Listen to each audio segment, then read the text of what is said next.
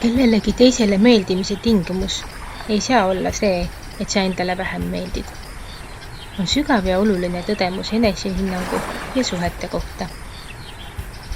See mõte rõhutab, et enne kui saame teistele meeldida või nende poolt aktsepteeritud olla, peame me ise ennast armastama ja austama. Enesearmastus on alus terviklikele suhetele ja heale vaimsele tervisele. Kui me peame endaga negatiivset sisekõne või oma väärtust alahindame, kajastub see sageli ka meie suhetes teistega. Inimesed, kes iseendast lugu ei pea, on altimad aktsepteerima käitumist või suhteid, mis ei ole nende heaolu jaoks parimad.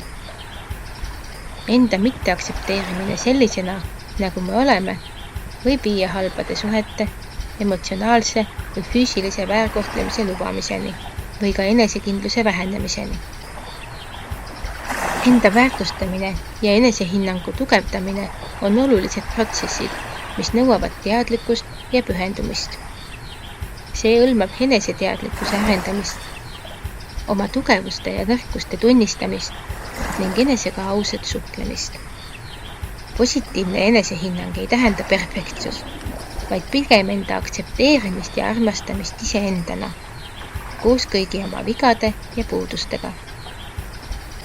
Kui me aktsepteerime ja armastame iseennast, oleme võimelised looma terviklikemaid ja tasakaalustatumaid suhteid teistega.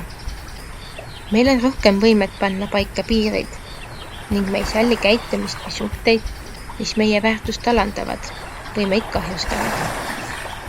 See võimaldab valida meil partnereid ja sõpra, kes austavad ja hindavad meid sellisena, nagu me päriselt oleme, mitte sellistena, millistena meid näha tahetakse.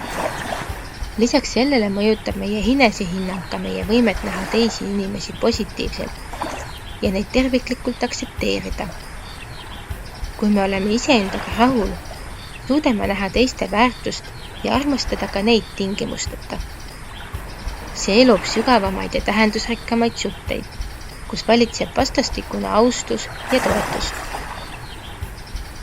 Kokkuvõttes võib öelda, et enesearmastus on alus tervislikele suhetele ja emotsionaalsele heaolule.